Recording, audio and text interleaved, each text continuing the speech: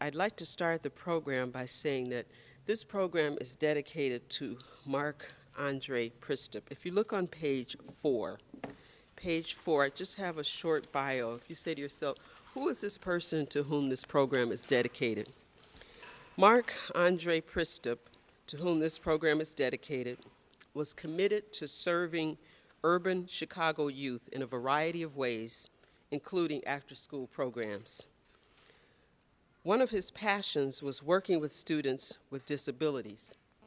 For more than 20 years, Mark served as director for Chicago's After School Matters, founded by the late Maggie Daley, and Chicago Public Schools Advanced Program. And that is such a rich and wonderful program, and unfortunately, Mark is no longer with us, but we wanted to remember him to let his family and friends know that his work was not done in vain. So that is why we dedicated this program to Mark. We will start with our first prize winners. This year we divided the poems into third and fourth, fifth and sixth, and seventh and eighth grade. And I will solicit feedback from the teachers to see how you like that, so that students, in terms of awards, are looked at by age group and grade level. Our first prize winner, the winner of the Raymond Patterson Award, Leah Sotkus, could not be with us, but please welcome her teacher, Miss Nancy Webb. She will read her poem. Nancy Webb.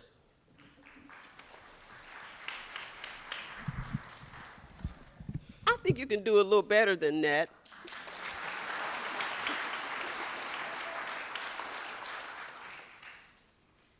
Good morning.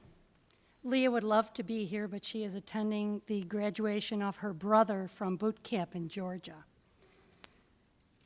Gallop and canter quickly into the forest, trot back to the barn. Thank you.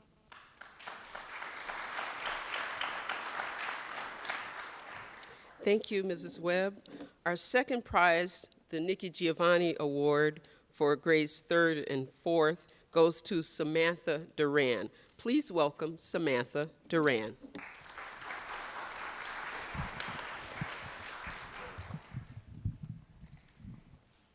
I walk to find you, brown, green trees, blue waterfalls. We go together.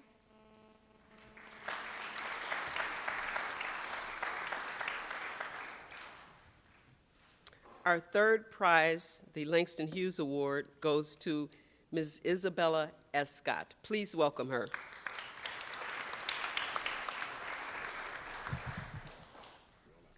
White and beautiful, it's pretty when I form shapes, floating in the sky.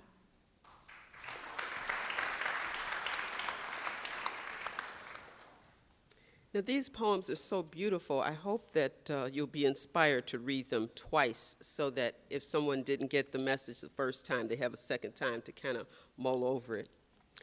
In the fifth and sixth grade category, our first prize, Sonia Sanchez Award, goes to Casey Kowalski. Please welcome Casey.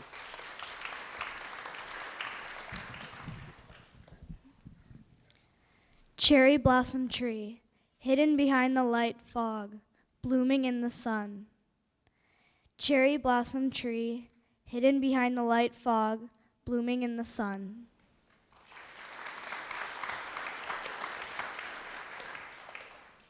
Thank you, Casey. Our second prize, Rita Dove Award, goes to Emilia Maria Principato. Please welcome her.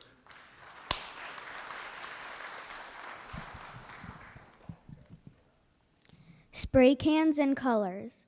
Young painters vandalize walls. Beautiful, bold art.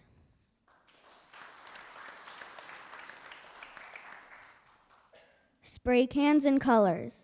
Young painters vandalize walls. Beautiful, bold art. Thank you, Emilia Maria. It's my understanding that Milia Trivanovich was not able to make it. You may notice that each one of these prizes is named after a poet, and I hope that the students are inspired to look up these poets and see who they are. Many of them are no longer with us, but their work is, and some of them are still very much active. So we go to grades 7 and 8. Our first prize, Daniel Hernandez Award, goes to Paulina Zuniga.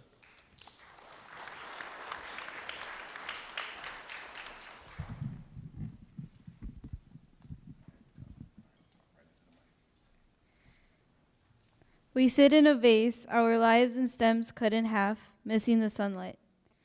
We sit in a vase, our lives and stems cut in half, missing the sunlight.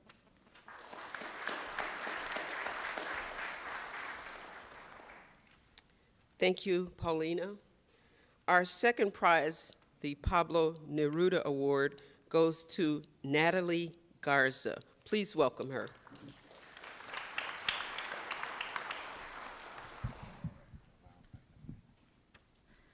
Flake into raindrops, teardrop on the windowsill, pain is seasonal. Flake into raindrops, teardrop on the windowsill, pain is seasonal.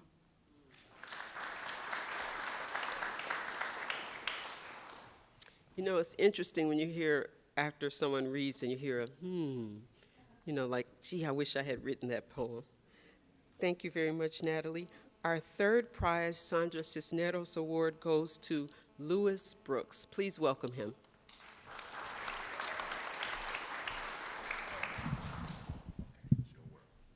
Icicles impale, Iscariot illusions, incalescent ills.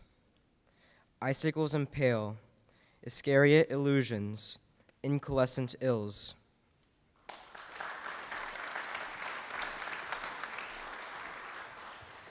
I hope that you take the opportunity to talk to some of the students. If you notice on the back of your program, there are lines for notes and autographs. And I think if you saw Mr. Brooks' poem, you'd probably want his autograph. Every word in his poem begins with the letter I. So this poem is not only written for the ear, but it's also written for the eye. That's pretty serious stuff, very serious. So thank you.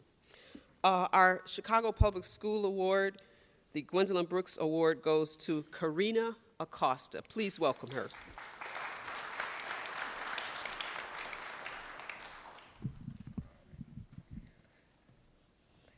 Walking home from school, the wind whistles through the trees, I feel the music. Walking home from school, the wind whistles through the trees, I feel the music.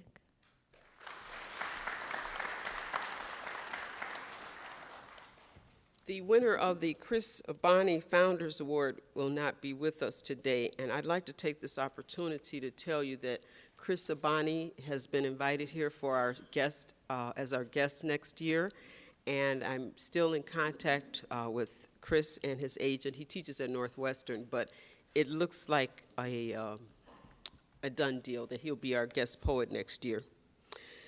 The next set of awards go to actual schools and teachers. And it's very difficult to choose these awards because so many schools participate, so many teachers participate. As you can see, not only did we have 2,100 poets, but 46 teachers participated in the festival, either through workshops, readings, or doing teachings in their own classroom, and they hail from 33 different schools.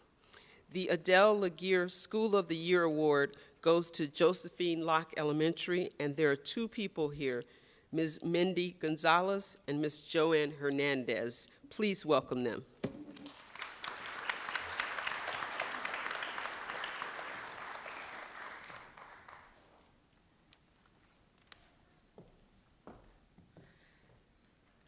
Thank you very much. This is a great honor for a great contest. We're very, very proud of all of our students and all the students who've entered. Thank you.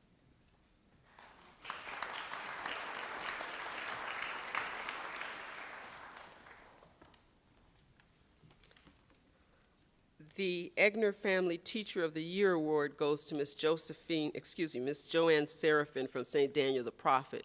Ms. Seraphin could not be here, but one of her parents, who's also a parent of one of the poets, Ms. Jeanette Kowalski, will accept her award. Please welcome her.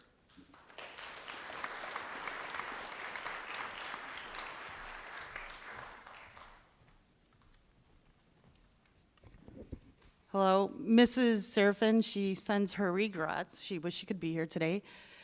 She's very proud of all the students, and I'm sure would congratulate each and every one of these wonderful works of poetry. And also I would like to congratulate her. I'll congratulate her when I see her on Monday. She's an excellent teacher and really motivates the students. So let's give her a round of applause for Joanne Serafin. Thank you.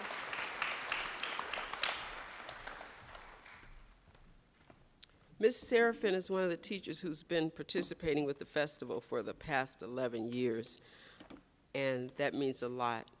I just want to remind you that all the first place winners, third through eighth grade, all the first prize winners receive $100 and, of course, a free pizza. All the second prize winners win $50 and a free pizza. All the third prize winners win $20 and, of course, their pizza. So this concludes our first through third awards, and now we go to the #1 poem of the school. So after the judges come together and they choose the first, second, and third prizes, we look to see which person stands out in his or her school.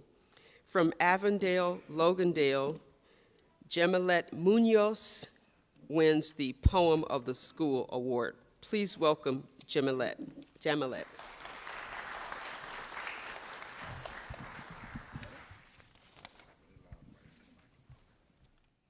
In the morning light, I go outside with my dad, playing with my bike. In the morning light, I go outside with my dad, playing with my bike.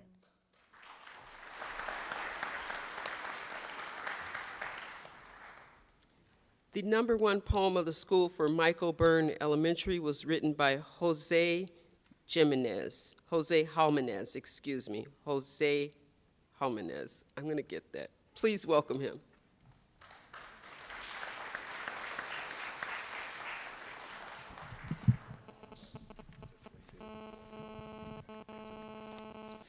In winter it's cold. Cold snow falls from high to low and the birds migrate. In winter it's cold. Cold snow falls from high to low and the birds migrate. Thank you so much, Jose. You're a much better speaker than I am. Thank you. From High Point Elementary, Miss Megan O'Sullivan. Please welcome her.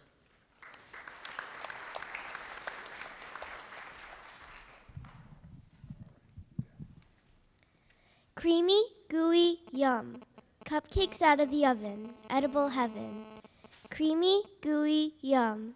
Cupcakes out of the oven, edible heaven.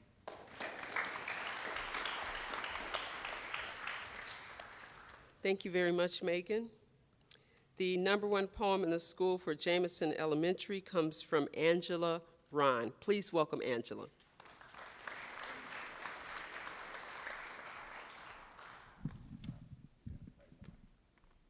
The gentle breeze spins, lifting her hair silently, strolling in darkness. The gentle breeze spins, lifting her hair silently, strolling in darkness.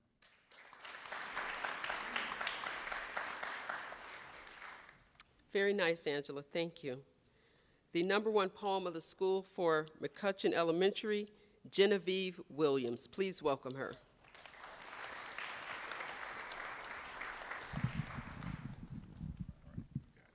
The kids go outside, they climb on the yellow bus, soaring to heaven.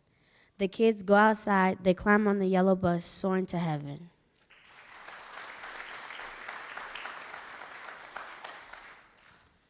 Now, most of the teachers who participate, many of the teachers teach language arts, but from McCutcheon Elementary, the fine arts teacher who teaches music, Thelma Fitzgerald, is responsible for these poems, and I really appreciate that because it means that everyone in the school is involved. Even with Joanne Serafin, she's the computer science teacher, so all the students from St. Daniel the Prophet who receive direction from her, we really appreciate it.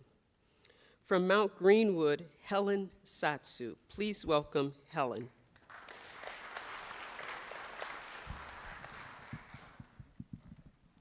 On the white blankets, children's laughter plays around until the stars shine. On the white blankets, children's laughter plays around until the stars shine.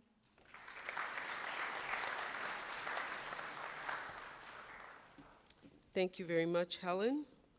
I think this is the first year that we've heard from Mount Greenwood, so I hope your school will participate again in the future.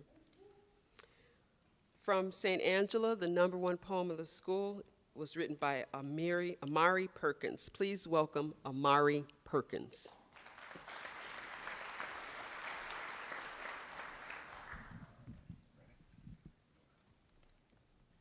Red and black, spotted, colorful polka dotted, ladybugs got it. Red and black spotted, colorful polka dotted, ladybugs got it.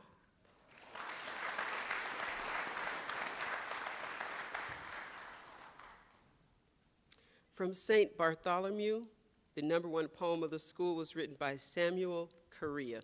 Please welcome Samuel.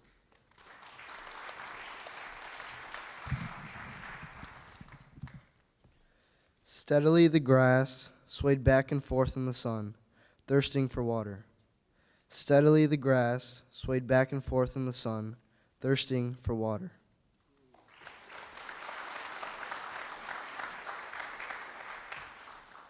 Thank you very much, Samuel.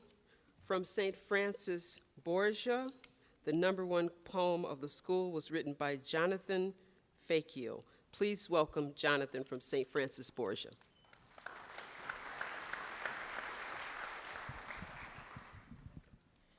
Clear water drizzles, cascading into the pond, sparkling icy foam. Clear water drizzles, cascading into the pond, sparkling icy foam.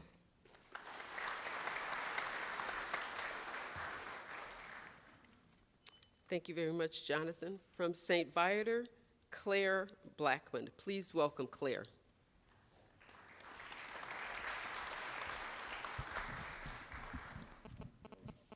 Cold, snowy snowflakes, a drink of hot chocolate, glistening snowmen.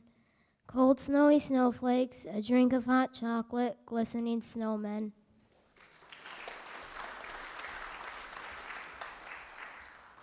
Thank you very much, Claire. You know, without the input from the teachers, this program would not be possible. So I would like for each of the teachers to please stand so that we can recognize your work.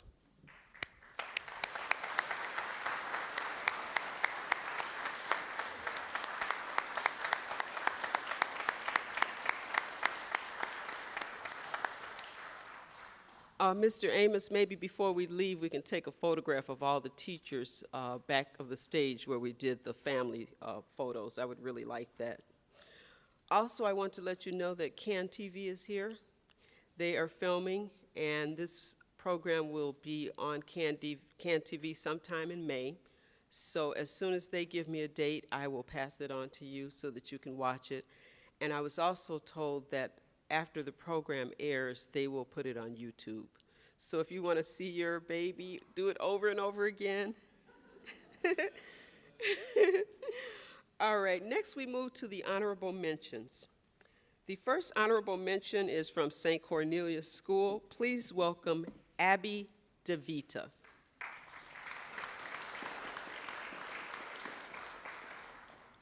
Okay, one of these days I'm going to read my notes. Abby DeVita is not here. And while I'm stopped, Jonathan from St. Borgia, I think your age should be, you're age 11, grade 6, and I apologize for the typo. You can't type these things at 3 o'clock in the morning. It just doesn't work. It doesn't work. Okay, excuse me. Our honorable mention, the Michelle Marie Serros Award, Charlotte Goldberger from the University of Chicago Lab School.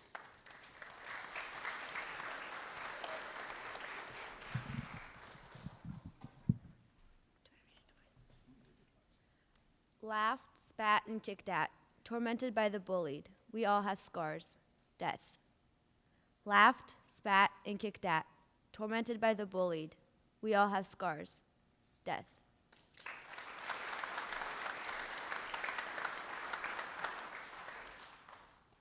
Our next honorable mention poet is Giancarlo Herrera, and he is from Avondale Logandale School. Please welcome Giancarlo.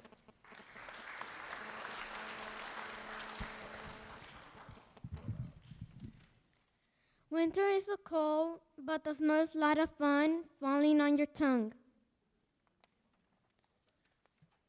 Winter is so cold, but the snow is a lot of fun falling on your tongue.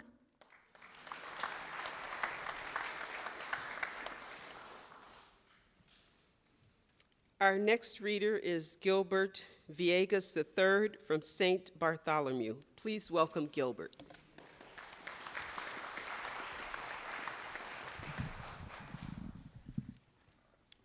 There are fireflies, red leaves and children scatter, all play hide and seek. There are fireflies, red leaves and children scatter, all play hide and seek.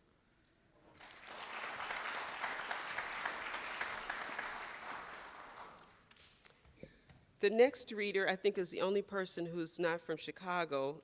Jared Wallace attends Royce Moore, which is in Evanston. Please welcome Jared Wallace.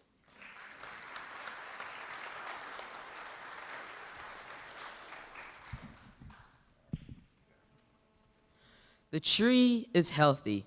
Its leaves love the sunlight's gaze, while people use shade. The tree is healthy. Its leaves love the sunlight's gaze, while people use shade.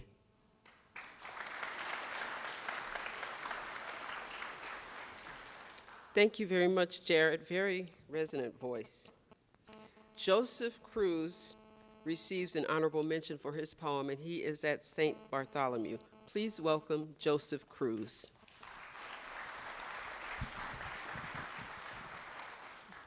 The work crew rolls in with big machines and destroys a treasured green space. The work crew rolls in with big machines and destroys a treasured green space.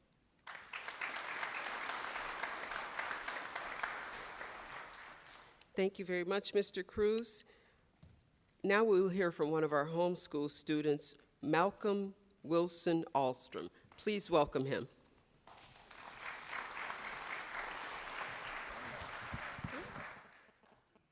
Both mushy and sweet, roasting sticky, golden brown, a camper's delight. Both mushy and sweet, roasting sticky, golden brown, a camper's delight.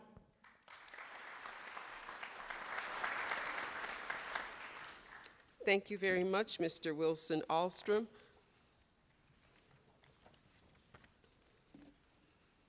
Our next reader is not here, but his mom will read his poem. His name is Christian Carl Moulton, and he is a student at Bret Harte. So please welcome Mrs. Carl Moulton.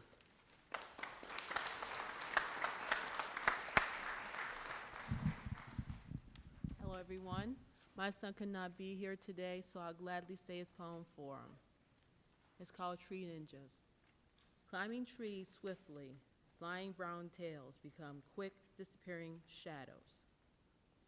Climbing trees swiftly, flying brown tails become quick, disappearing shadows.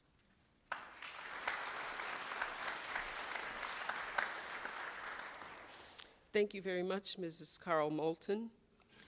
Mohammed Khan hails from Daniel Boone Elementary. Please welcome Mohammed Khan.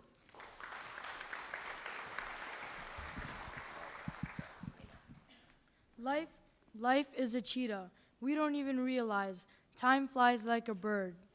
Life is a cheetah. We don't even realize time flies like a bird.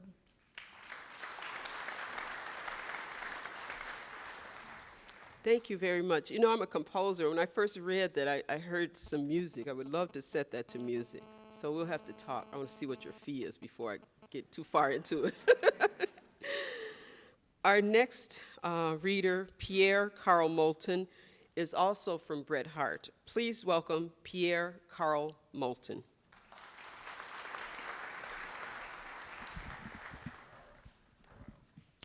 Wearing my headphones, I glide across the wood floor, dissolving worries. Wearing my headphones, I glide across the wood floor, dissolving worries.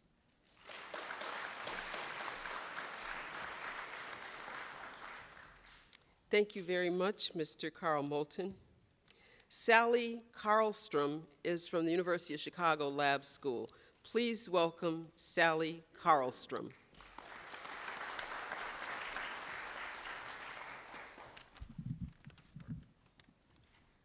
Waves pound the sand floor, creating a steady beat, breaths of the ocean.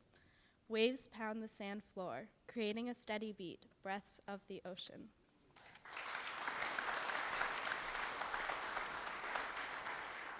Very beautiful. Thank you, Ms. Carlston.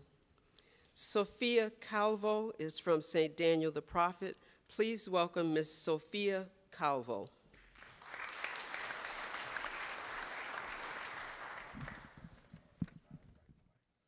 Bright golden sunlight shines down on chirping sparrows in the afternoon. Bright golden sunlight shines down on chirping sparrows in the afternoon.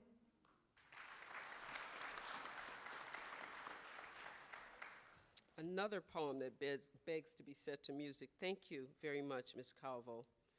Victoria Norrington is from McCutcheon Elementary. Please welcome Victoria Norrington.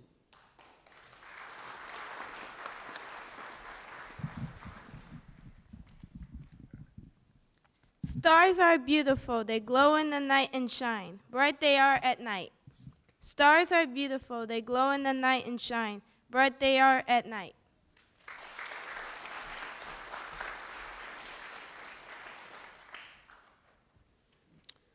Rebecca Giorgioliani is a student at Skinner West Elementary.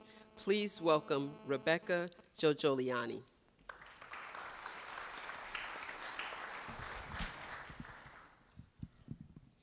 Beautiful fragrance from white and pink open blossom lasts for 2 short weeks. Beautiful fragrance from white and pink open blossoms lasts for 2 short weeks.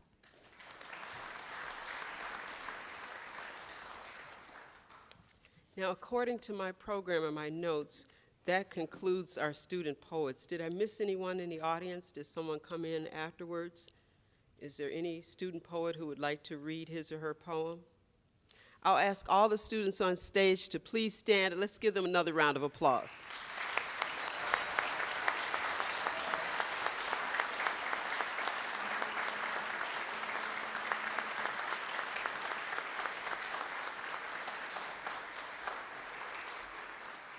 Please remain standing, and row 1, if you could go out that way, row 1, go out this way, please, and join your families.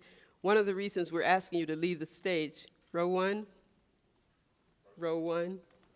One of the reasons we're asking you to leave the stage is because we have some drummers coming, and we want to get set up for them. Row 2, thank you very much. Give them a hand as they're leaving. Row 3, rows 3 on both sides, please. Rows 4 on both sides, please. Thank you so much. I really appreciate it. Give them another round of applause.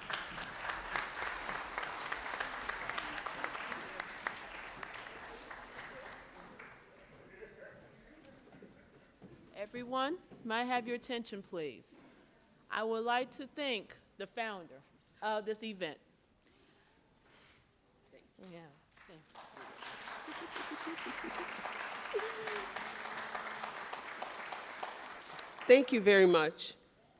You know, every year I get so swept up into the students that I forget about the judges who do so much work, and I go home kicking myself. We had 4 judges who judged together and 2 additional judges who judged online, and I'd like to recognize them. One of them is our stage manager, Mr. Michael Watson.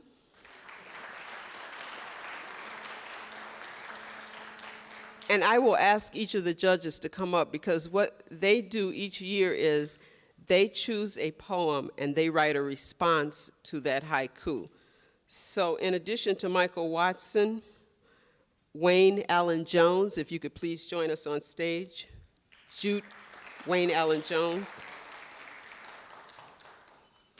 And I have you to know that Dr. Wayne Allen Jones is not only a psychologist, but he is also has a doctorate in literature. So we're very pleased to have him.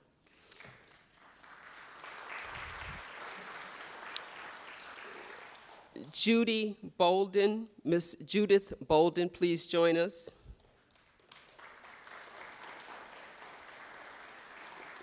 Judy is a former Chicago public school teacher, so even though she's retired, she's still working with students, and we appreciate that.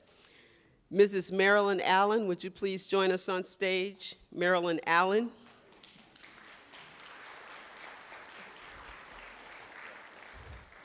So each one of these judges has something that he or she wants to say to you, and I will turn it over to them.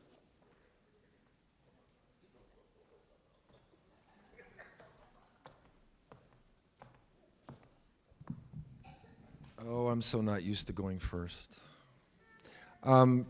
This is an amazing thing to have so much creativity being supported by all y'all. It's really, there's a really excellent crowd of poets this year. And I'd like to take my time for the response, since one of the poems just blew my head open, and it's like I've got three things, but I want to really unpack the poem itself because it's so complex. It's amazing how in 17 syllables this amount of meaning can be put in here. And this is the poem by Lewis Brooks. It was third place in the 7th and 8th grade one, and I'll remind you of it. Icicles impale, Iscariot illusions, incalescent ills. When I first looked at incalescent, I wasn't familiar with the term at all, but I looked it up, and it's a real word, and it's related to the word for heat from Latin, like calorie is a word that is a familiar one, and it means warming. And so if you go back and you look at that, we all see signs around Chicago where it says, danger, falling ice. Well, why do icicles fall? Well, we know if they're long enough and they fell, they can be dangerous. And if they fell from a sufficient height, you would be impaled if you happen to be underneath them. But why do some icicles fall and some others don't? Normally, icicles, they warm up, they drip off, and they kind of vanish and disappear, and they never fall.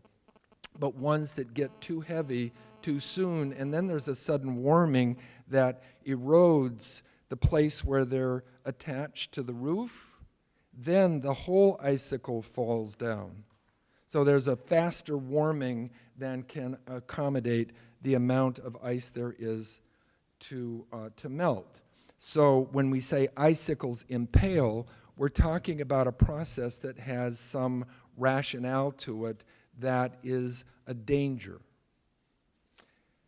Then we bring in the reference to the crucifixion. Well, icicles impaling here are a metaphor for the nails on the cross, but it doesn't refer so much to the pain and suffering of that, but it refers to Judas Iscariot. Well, why that? Because we look to him as the person guilty of revealing the place and identity of Jesus before to the Romans so that they could take him and do whatever happened on the rest of that story. But it's the search for guilt. But this search for guilt, why did the icicles fall and impale? Because, but that's some kind of illusion. There isn't anybody particularly guilty about all of this, and it's certainly not a person of that sort. But then we get the actual answer in the last line, the turn, which is incalescent ills. That is to say, things that are bad that are related to warming.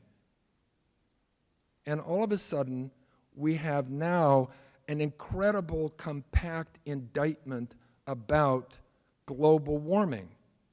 When global warming occurs, nasty things happen. Icicles fall too quickly. You're liable to get impaled. Wow, that's a lot of meaning in 17 syllables. And just to close off, I couldn't do anything that compact, so I broke out and responded to the different pieces of it. But the Chicago kind of thing is danger, falling ice.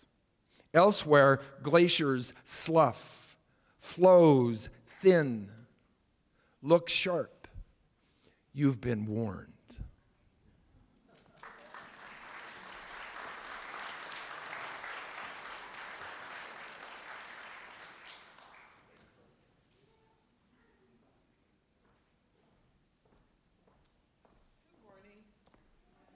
My name is Marilyn Allen, and I've been judging Haiku Fest since inception. And I have to tell you, I am so blown away by these poems. In my opinion, there is nothing more wondrous than the imagination of a child. And so to have the ability and the talent to write that all down and have it come out and be a haiku, and as my colleague said, in 17 syllables, it's pretty impressive. So I am very proud of each and every one of our young poets, and I hope you continue to write, and I hope that you continue to write so that you can look back on this when you're my age, 22, and see what you've written and keep building on it, because it never stops up here, so why should it stop here? Thank you so much. And I've written a response to a poem that really captured my heart when I read it. It made me very happy. I was not in a particular good mood, and I was having a really rough day at work, and then I pulled this poem out, and everything sort of faded. So I congratulate the young poet who wrote this poem. The poet's words are, "Wearing my headphones, I glide across the wood floor, dissolving worries." Mr. Carl Moulton. Carl, where are you? Thank you very much.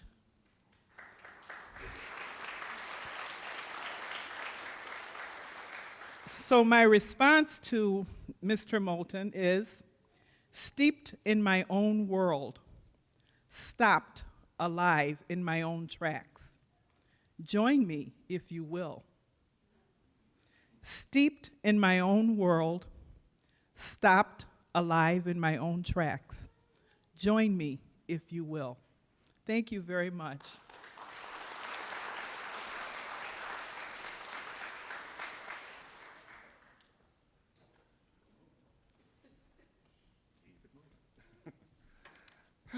Hi there. We've been at this since its inception. And, as a writer and a poet myself, one of the things I always get when these poems hit my desk and I start to kind of go through them, the first thing that jumps in my head is this sense of jealousy.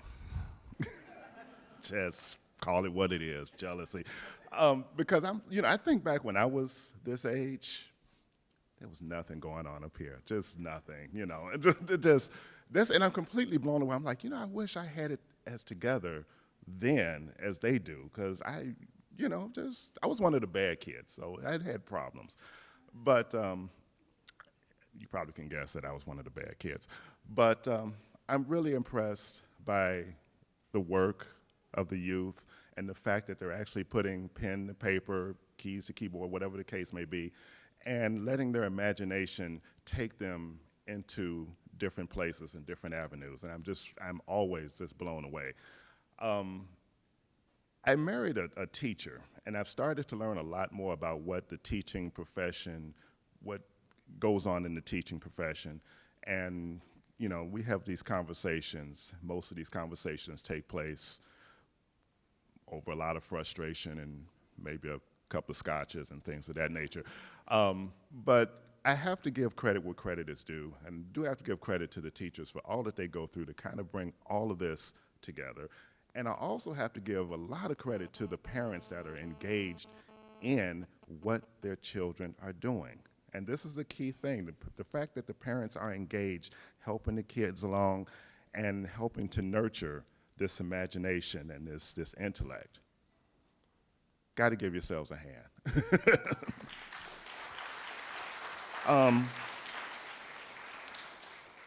To the poem itself, this was the honorable mention was a Patricia Aguilar, age 12, from St. Francis Borgia. Are you here? Anywhere? Perhaps? No? Okay.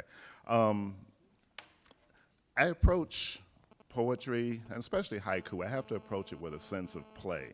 And it usually kind of goes on with things that are happening in the background. Now, the poem, hers was, zipping through the sky, paper building momentum, impact with the sky. So I'm like, okay, this works. I've got the paper airplane, and I'm thinking this is very profound. So I'm trying to figure out what can I do? How do I even come close to this?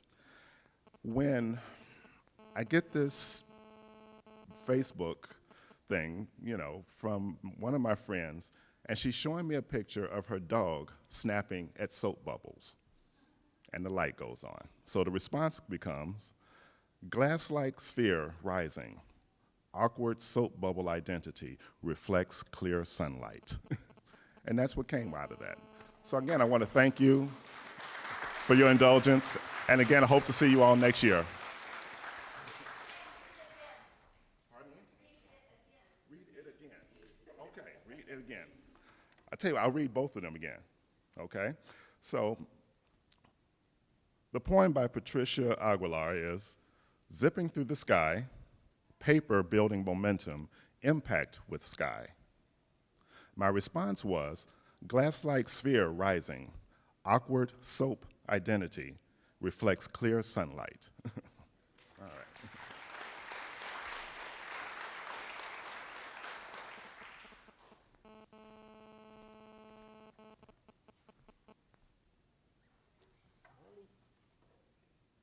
Good morning. My name is Judith Bowden. I might. All these people come up here and do all this talking. I came up here to read 2 poems 2 times and be gone. Yes, sir. You're welcome. The poem that I picked for honorary mention reads, sparkling water flows, bright daylight shines over it, smelling fresh and clean.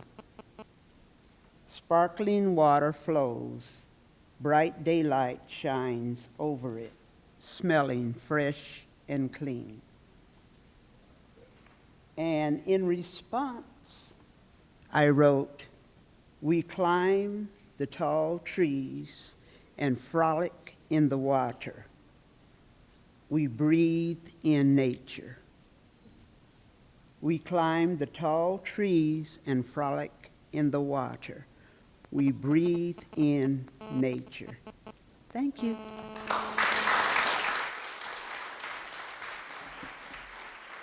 If I could have all the judges come out one more time and take a bow for the camera, please.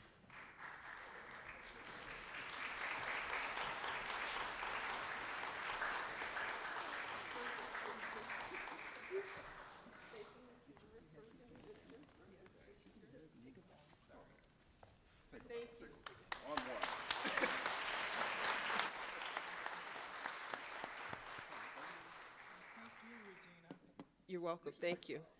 And Michael and Wayne, I have an ulterior motive. One of the reasons I want you to come back up here is because I'd like you to start moving those chairs while I'm talking.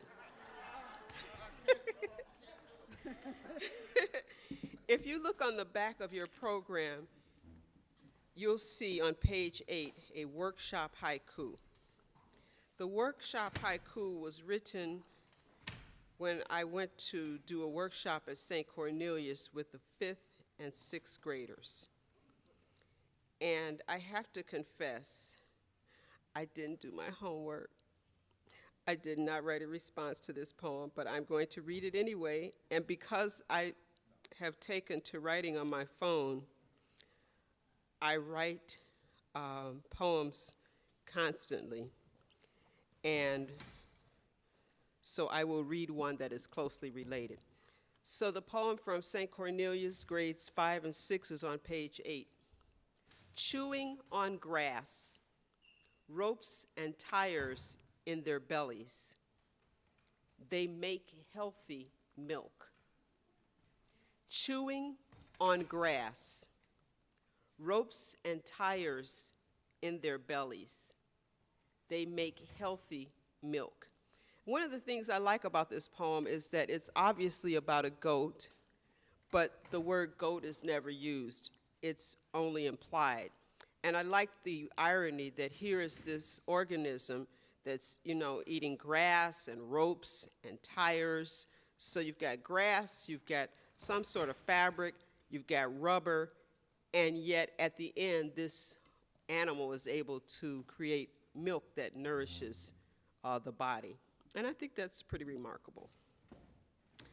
So, I wrote a poem about grass. Johnson grass cuts back. Sharp 2-foot teeth match sling blades. Bell jar grasshoppers. Johnson grass cuts back. Sharp 2-foot teeth match sling blades. Bell jar grasshoppers. And I have a friend who says that if you have to explain the poem, it's not successful, but she's not here, so I can explain it. I didn't know what Johnson grass was or what Johnson grass is until I talked to a friend of mine who was born in rural Alabama, and he was saying it's that tall grass that's so tall you cannot cut it with a lawnmower. And so what he would do is he would take a sling blade and cut it down, and the grass was so sharp that it would bite back. So imagine knee-high or waist-high grass over your entire backyard, and you have to cut it with a sling blade before you even pull out the lawnmower. And then, of course, at the end, I saw the image of bell jar grasshoppers, because when I think of grass and yard, I think of catching grasshoppers and fireflies as a child.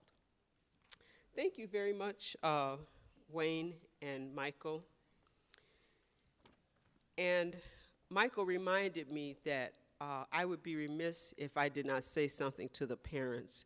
So if each of you parents would please stand so we can give you a round of applause. Thank you so much for coming here this morning.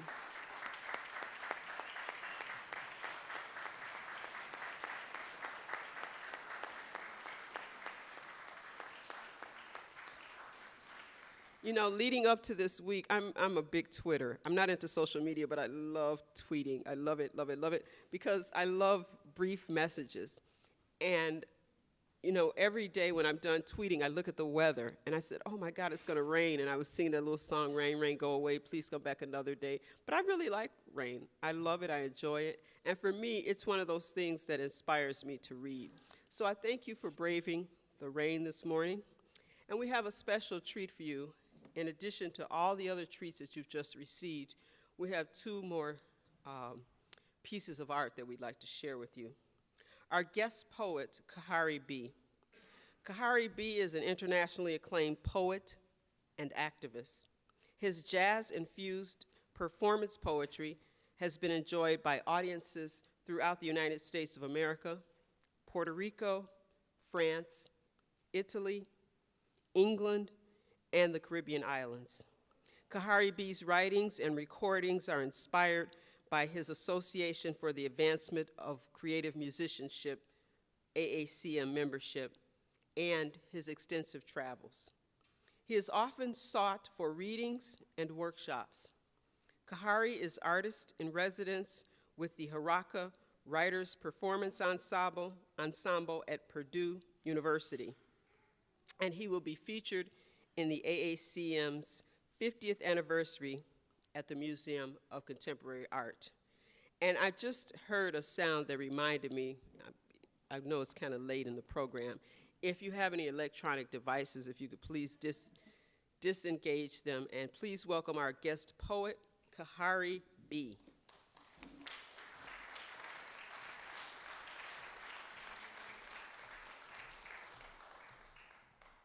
Hey everybody, what's happening? Hi. Y'all should speak back when people speak to you. Don't be rude.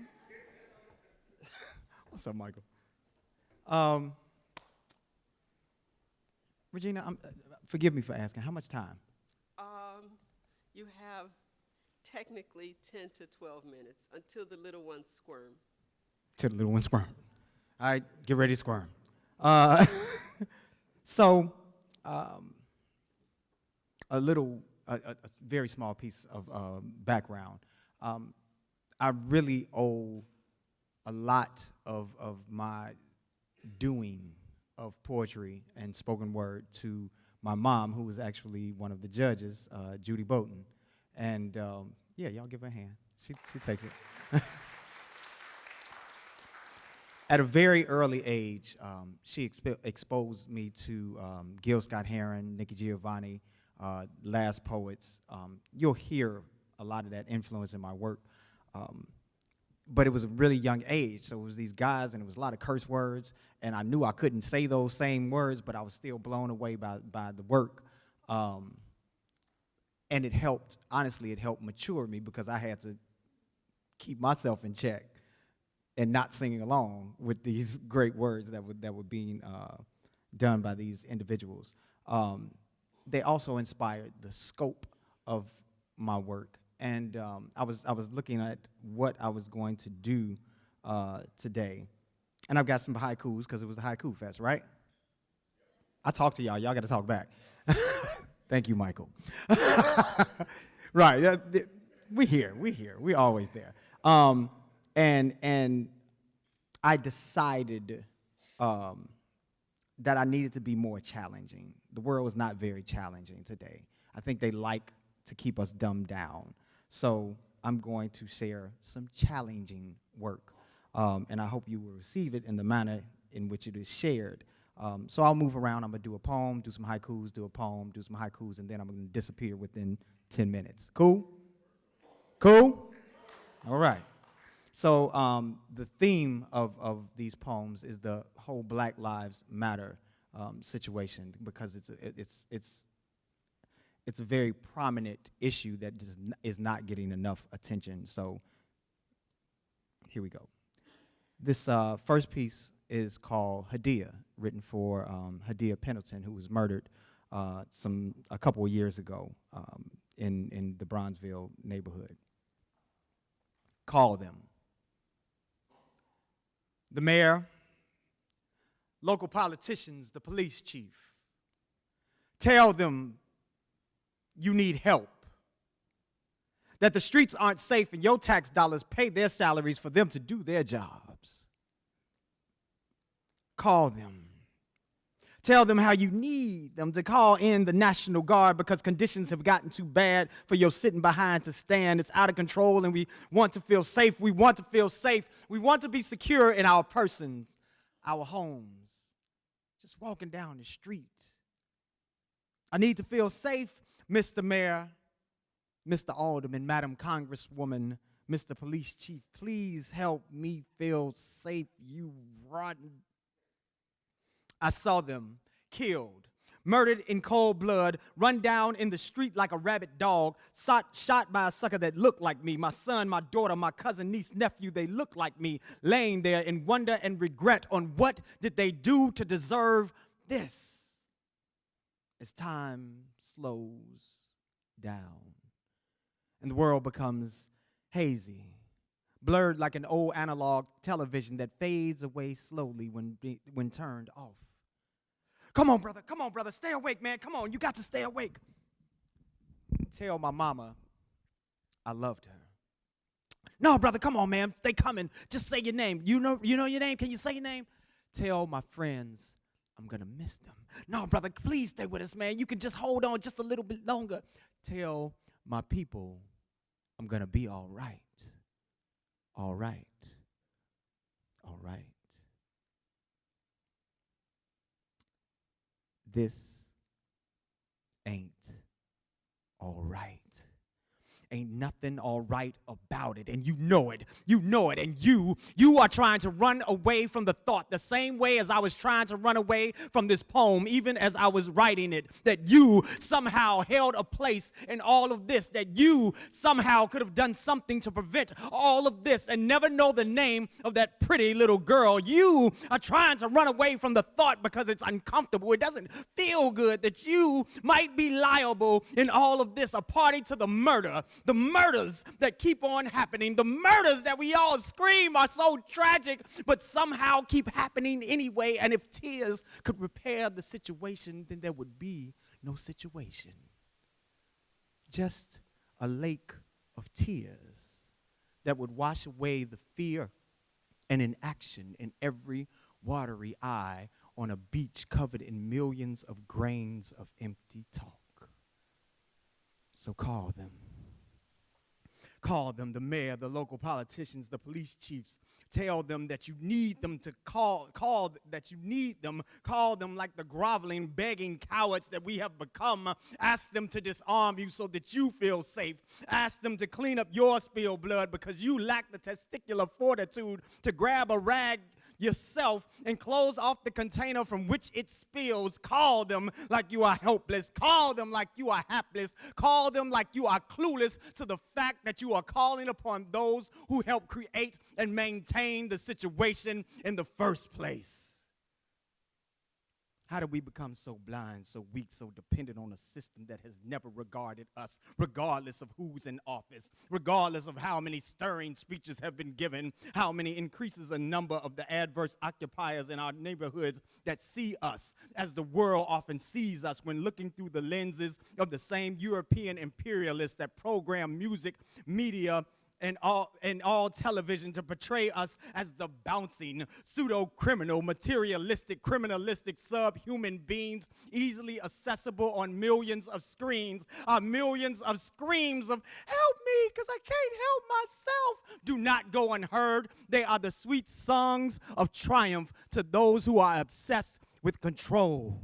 So call them, dummy, and see if they don't waste you. See if they don't criminalize you and make you uncomfortable in your own realm. Call them out of terror. Call them out of lethargy. Call them out of your fear of getting hurt when our children are being killed. Call them in lieu of getting up and getting involved your darn self, sharing and enacting the ideas to correct the conditions amongst us. Continue to allow our petty differences to keep us apart and allow that decision to lead to another bloody bullet burned hole in the heart of another child who could have benefited from our work. Every day is an opportunity to bring a new business to the hood so that a man can find a way to support himself, his family, and feel like a man.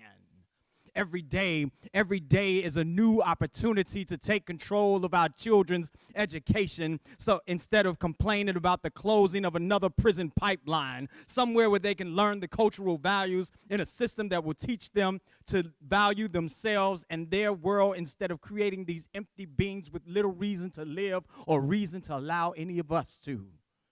Use this day to discover new ways to feed our families healthy, whole foods that will help prepare them for the day when that system that some of you love so hard, that system that you will vehemently defend, that system that makes our discomfort just comfortable enough to keep us from revolt, shuts off the supply just because they can. You are not ready.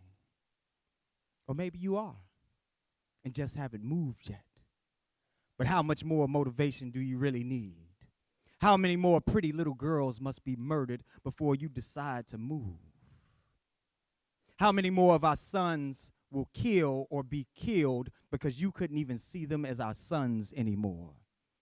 How much more disrespect must we endure? How much more foolishness must we tolerate? How many more indignities can be inflicted? How many more excuses do you still have when all the world is waiting on it's you. Disco poetry.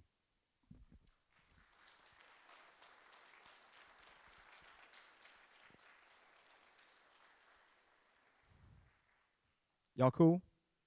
Did I freak y'all out? I got two little buddies. They ride with me in a weird way, but they ride with me. Thank you all. Haikus.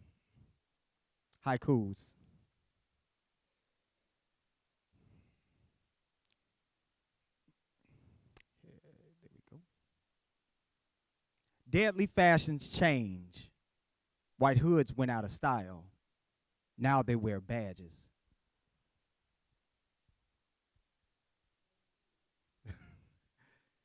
Deadly fashions change. White hoods went out of style. Now they wear badges. Brown-skinned boys and girls definitely pose a threat. They expose your fear. Why would I have to explain why our lives matter? You still all we do.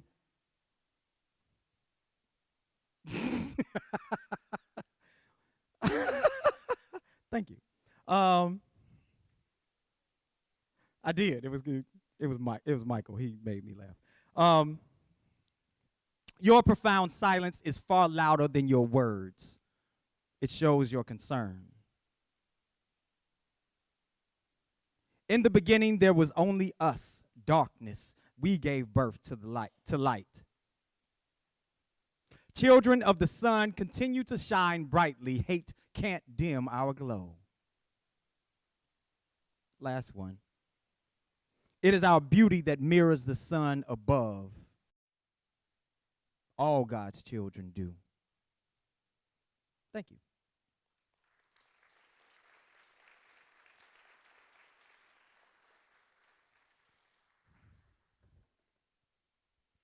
I'm going back. Without a dime, without a flight, and without a ship. Definitely not on a ship, not this time. I'm going back from where my spirit came, from where my ancestors were stolen and slain, from where my rhythm and waves were first born and set a sail. Back, I tell you, back to make things right. I am the missing piece of my mama, and mama needs her baby boy.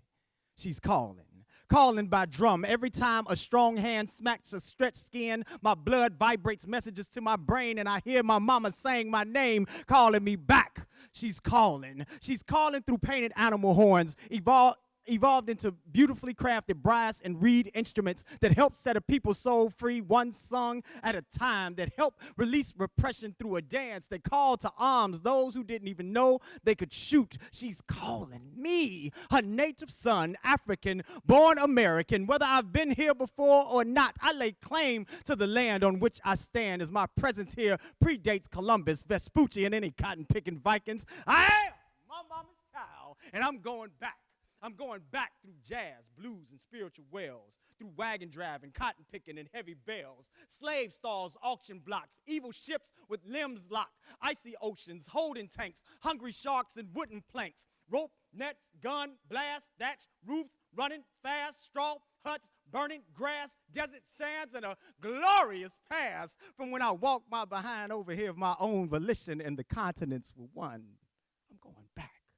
I'm going back because ain't nobody asked me to stay, and can't nobody make me no way. I am my mama's child, and it's in my walk, strides in sync with time. It's in my rapping, hand clapping, and toe tapping, and I'm taking it back. Taking it back, giving back to her that which has been removed. And when we get together, it's going to be a groove like no other. Since I left, I found jazz, nursed myself on her breast, only to find it was my mama's milk. Jazz got me drinking rhythm, tasting sound, swallowing her essence, creating new ways of old thought through her sustenance. Through jazz, I feed because I got the need to go back for a jam session that we've been practicing for close to 500 years. Ears are waiting to hear some of the grooves that we're going to create. And we just keep on creating, swinging it, singing it, R&B style, making it soul, house, hip-hop, and all the while she just keeps speaking through me. She just keeps calling to me. And this time, I'm going back.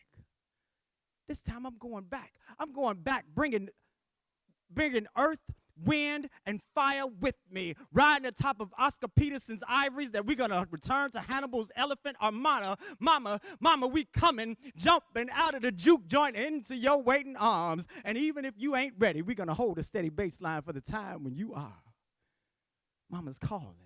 Mama's calling, mama's calling, because my pulse is pounding. I hear horns sounding, melodies around my head, awaken the dead like spirits of my folks, tapping messages to me through my spine. And this time, I'm listening, because she never stopped speaking through me. She never stopped calling to me. This word I sound is her voice, answering the call till the fall of man is complete. And she decides whether we are strong enough or too weak to remain.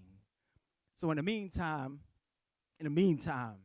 I strengthen myself on this great black music which glorifies her name. Mama's calling. Mama's calling. Mama's calling. Mama's calling. Mama's calling. Mama's calling. Mama's calling. Street lights are on. Y'all get yourselves together. It's time we go home. Disco poetry, y'all. Thank you.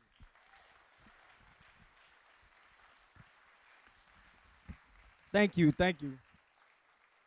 I think that's my time. I want to invite you all. I'm part of an organization called the Association for the Advancement of Creative Musicians. I'm actually the chairman. Yay! And we are celebrating our 50th anniversary. We've been responsible for changing the scope of music in the last 50 years. We are celebrating. This is our kickoff weekend. So the big show is tomorrow, where we brought in 50 musicians from around the world, 50 of our member musicians from around the world, and we're going to perform at University of Chicago's Mandel Hall tomorrow night, 7 o'clock to 9 o'clock, and it's going to be something you've never, ever, ever seen before. It's totally unprecedented. Going to be a phenomenal time. University of Chicago has been wonderful with us. Chicago Community Trust got behind us. Joyce Foundation got behind us, and we're able to present this. So please come on out and celebrate in this big family reunion kickoff with us. Cool? If you want information, I'll have some. Thank you all for your time, your ears, and your patience.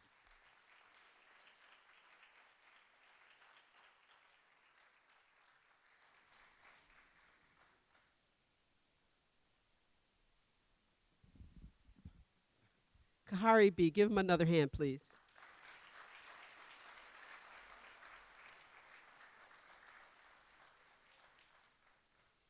Oh, to be young enough to jump off the stage like that. If I did that, I would be in traction. We are very proud that for the past few years, please set up while I'm talking. The drummers, please set up while I'm talking. We're very proud that for the last 3 years, we've had this ensemble. Their founder, Tatsu Aoki, and I were introduced to each other because we both won awards from the Three Arts Foundation. And it's so befitting because the Tsukasa Taiko Drum Ensemble is one of the things he's involved in. He's also a jazz bassist. As a matter of fact, you might see him on some of the AACM programs. Speaking of which, July 25th, a Saturday, there will be programs at the Museum of Contemporary Art, and I will be doing urban haiku on that day as part of the 50th anniversary of AACM. And even though I'm not a member of the AACM, the Museum of Contemporary Art thought that the urban haiku that I've written would be a good part of that. Do we need to move these stands? Is that going to block your vision? These music stands? Okay. So, please welcome the Tsukasa Taiko Youth Ensemble, and I will ask their director to introduce the individual students who will be performing. Please welcome them.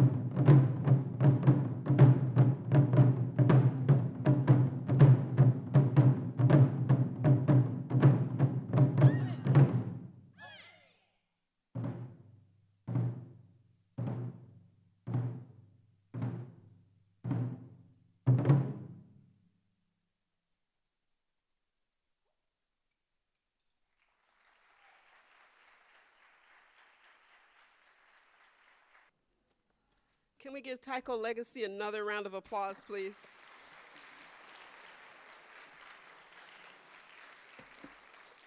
I want to thank all of you for coming out and remind you of a couple of things. First of all, when you go outside, make sure you get your pizza coupon. Make sure that if you want a cash award, that you pick up your award and that you sign for it. And we have several items that we're selling for Haiku Festival, each of them $5. A kid stuff CD of music that I've written for children and performing with children, Blues Haiku, and our 10th anniversary anthology from last year, for those of you who didn't get it. The anthology has poems by students who participated the first 10 years, and it's one of those books that you flip it, and so on one side you have poems from 2005 to 2013, and the other side you have the 2014 poems.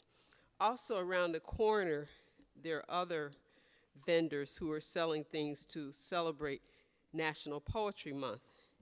As many of you know, April is National Poetry Month, and that's one of the reasons why we're here.